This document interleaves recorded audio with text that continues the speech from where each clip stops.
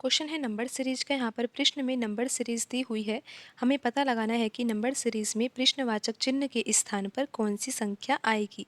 आप देखिए यहाँ पर 33 लिखा हुआ है, फिर उसके बाद लिखा हुआ है 43। तो इन दो संख्या के बीच में डिफरेंस कितने का है? 10 का है। फिर देखिए 43 के बाद 65 लिखा हुआ है, तो यहाँ पर डिफरेंस 22 का है। फिर आप देखिए 65 के बाद लिखा हुआ है 99। तो इन दो संख्या के बीच में डिफरेंस कितने का है? आप यहाँ पर 99 में से अगर 65 घटाओगे तो यहाँ पर डिफरेंस कितने का आएगा? 34 का आएगा। तो यहाँ पर हम डिफरेंस लिख सकते हैं, कितना आ रहा है? 34 आ रहा है। 99 के बाद लिखा हुआ है 145, तो इन दो संख्या के बीच में डिफरेंस होगा 46 का। अब हम ये पता लगाना चाहते हैं कि 145 के बाद अगली संख्या क्या होगी। तो हमें ये पता होना चाहिए कि 145 और उसके बाद जो अगली संख्या आ रही है, उन दो संख्या के बीच में डिफरेंस कितने का होगा।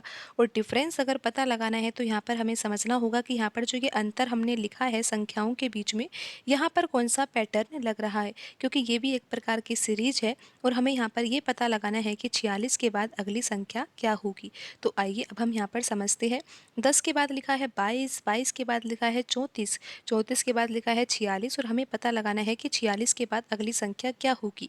तो यहाँ पर आप डिफरेंस देखिए 12 का है, यहाँ पर भी डिफरेंस 12 का है। 34 के बाद 46 लिखा हुआ है, तो यहाँ पर भी डिफरेंस 12 का है, और आगे भी डिफरेंस 12 का ही होगा। अगर डिफरेंस 12 का ही है तो 46 के बाद अगली संख्या क्या होगी? 58 होगी, क्योंकि 58 के लिखने से यहाँ पर हमें पता लग रहा है कि 58 में से 46 घटाने पर कितना आएगा? 12 आएगा। तो अब हमें अंतर पता लग गया है। किन दो संख्या के बीच में अंतर है? ये 145 और उसके बाद जो अगली संख्या जिसको हमें यहाँ पर ज्ञात करना है, उन दो संख्या के बीच में डिफरेंस कितने का है? 58 का है। तो अब हम पता लगा सकते हैं कि यहाँ पर प्रश्न चिन्ह के स्थान पर कौन सी संख्या आएगी, क्योंकि आपको पता है कि ये नंबर सीरीज बढ़ती हुई है, यानी कि बढ़ते हुए नंबर लिखे हुए हैं।